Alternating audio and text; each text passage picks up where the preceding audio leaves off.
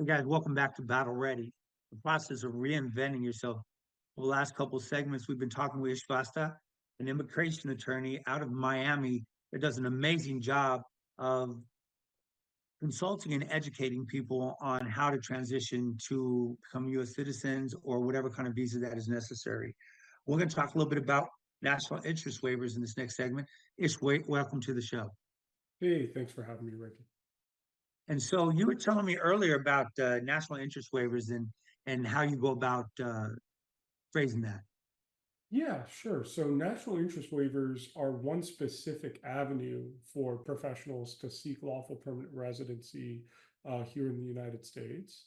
And this avenue really, focuses on the professional themselves and the defined endeavor, right? A professional endeavor that they seek to pursue here in the United States, and about working with that professional to show how that endeavor is in the national interest of the United States, right? So just using the oil and gas industry as an example, simply because I do have experience working with a lot of oil and gas industry clients. I mean, often, there is talk about the importance of increasing oil and gas production or making oil and gas more sustainable, more efficient. So it's really about, getting to that technical core of what they do and making those arguments and those explanations. Okay. So is there any, so we talked oil and gas, is there any kind of position specific that are in a higher need in the US than maybe others?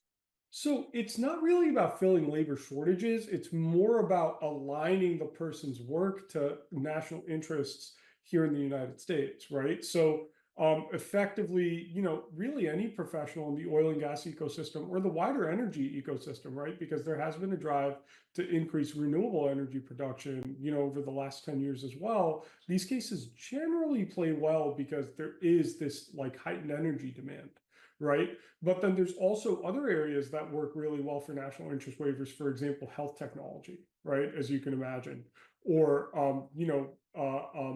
immunizations, other things where there is a need, right, for more professionals because there's such a need amongst Americans, for their services. So do the individuals maybe reach out to you when they're still in college or right when they're getting ready to graduate, or is there kind of what's kind of a chain of events Yeah, that sure, would help Ricky. a So, person? so a lot of the times people reach out to me when they're almost ready to start the case, right? And they're already a senior executive in X field with, 12, 20, 25 years of experience, right? Oh, Sometimes okay. I do receive reach outs from younger professionals. And then those are more informational consultations where I can maybe, work with them to say, hey, listen, these, kind of pursuing these fields or these areas would be the most conducive for a national interest waiver, right? Now, that doesn't compel or force someone to work in that direction, but it provides them with some guidance on those points if this is a visa type that they're interested in pursuing in the future.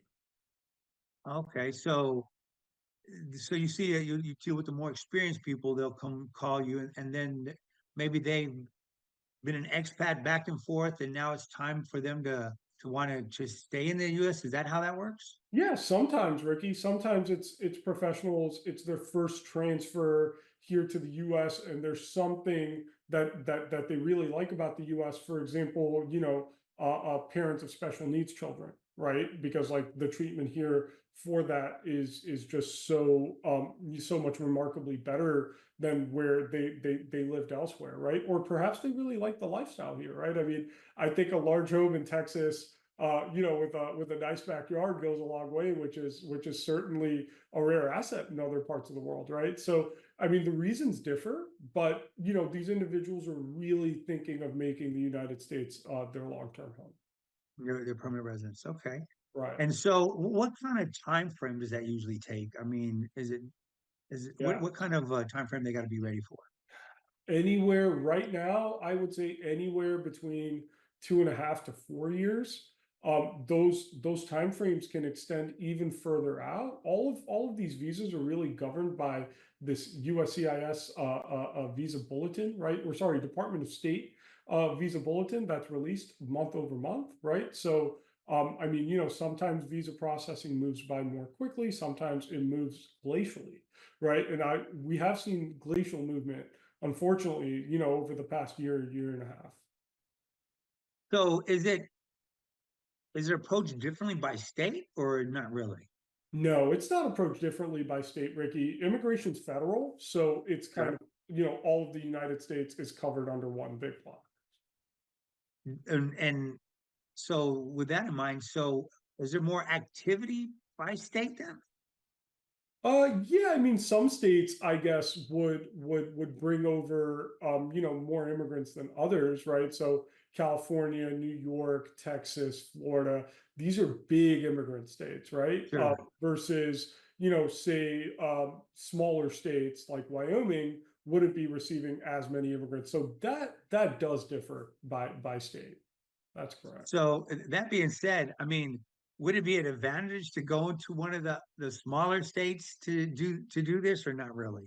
Not really, because you're still going to, I would say, you know, either the Texas or the Nebraska Service Center for these EB2 NIWs that we've been discussing, or these EB1A extraordinary ability cases, right? So it doesn't really bring additional value to be situated in a different state. Now, that being said, right, if there's a specific need, right? So if you're helping rural communities, right, which I mean, there's tons of rural communities in Wyoming that are in need of services. If you're offering services to rural communities, underserved communities, right, in more low population states, that kind of argument will work really well for national interest waiver cases.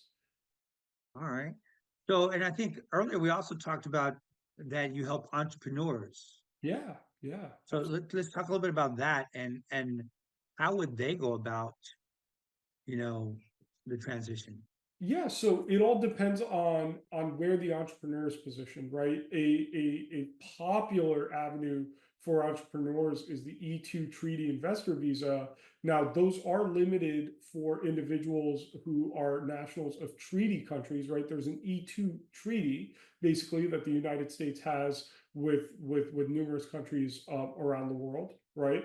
So if they are a treaty national and they can put up a substantial investment into a US business and they go through the process of forming that business and really making it actionable, right? So that they're able to, you know, come in and begin working on that business from day one, right? Then that is a good path for those professionals, you know, worldwide.